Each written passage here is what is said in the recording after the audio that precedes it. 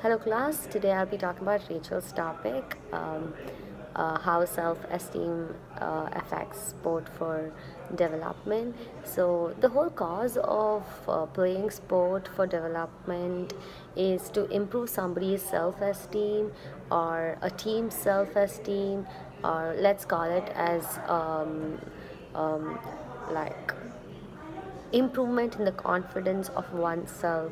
So yeah, of course, a lot of us have played sport while growing up, and that has taught us how to connect with people, talk to people, also about how to face the society overall. So facing the society and talking with confidence itself is a lot of development, and of course sports makes it very easy.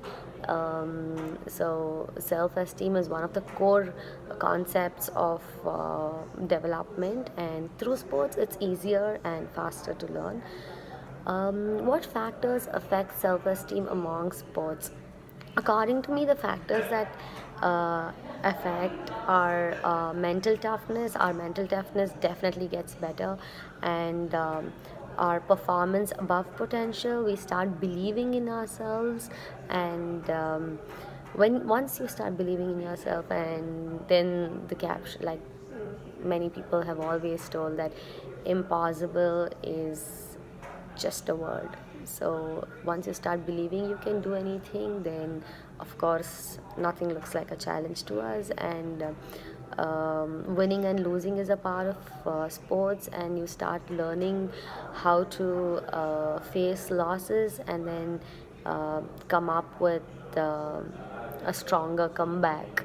So yeah, self those are the effects of self-esteem. To list them, it's mental toughness, performance above potential, and yeah, I want to add to this.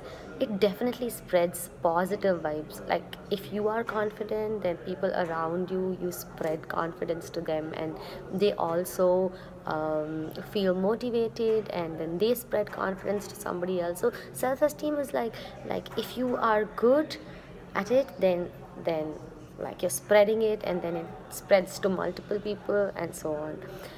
Also, I was just thinking of an example for this, and one such thing is Kobe Bryant's retirement game. He scored a 60 points in his retirement game. I mean, that is pure self esteem. He should be so confident about himself to have done that.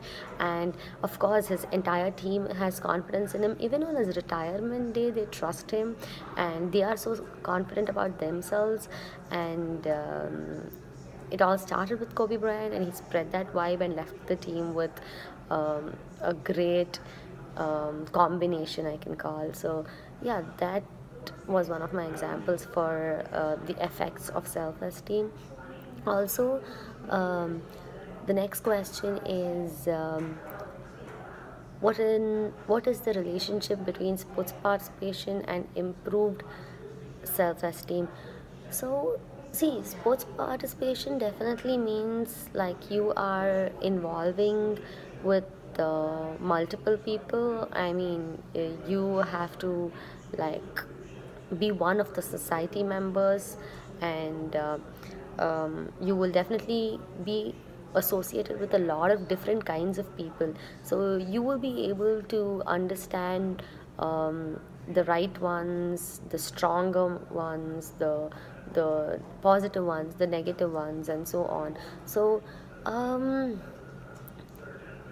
if you have to build a relationship between sports participation and improved self-esteem, I would call it sports participation becomes a mandatory thing to improve self-esteem.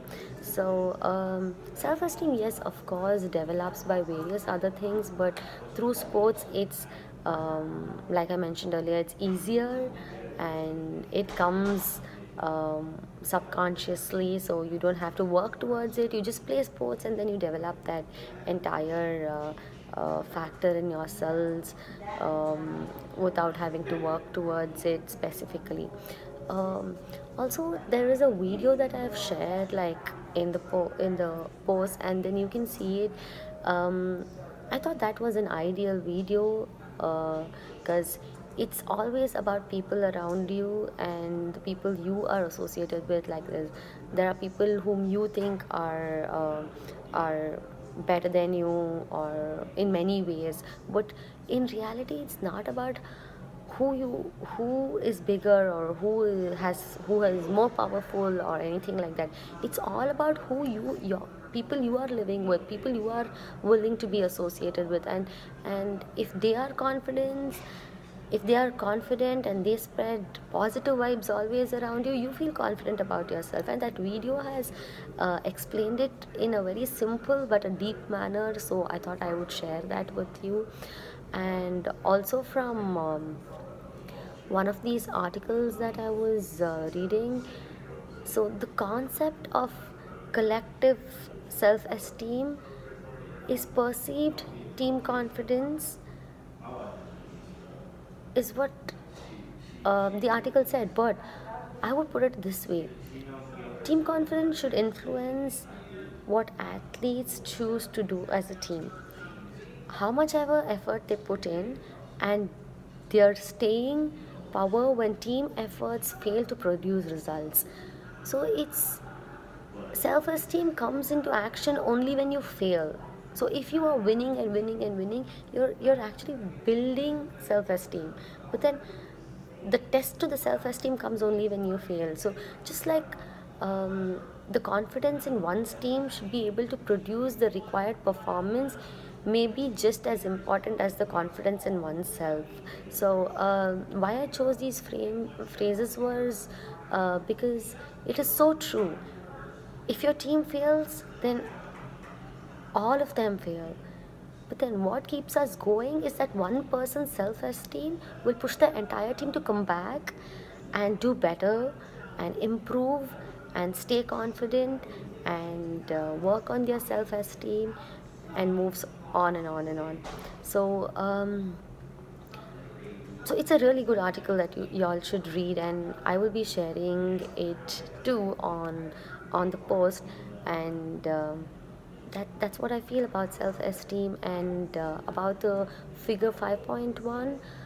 I am not underconfident. Like when I did that self-esteem test for myself, and I figured a few unanswered questions for myself, and I think I analyze myself as a pretty confident person, but somewhere I am underconfident about um, how I look, because there was this one leadership book that I was reading, and it said one of the main key factors that influence leadership is height, and which I am not good at. So that was one phrase that hit me hard, and I still feel a little underconfident about it. But the other factors, according to me, were like pretty smooth, and I think I am a confident person. So that was my answer to the figure that Rachel asked us to work on, and I'm looking back for your feedbacks and further discussions. Thank you.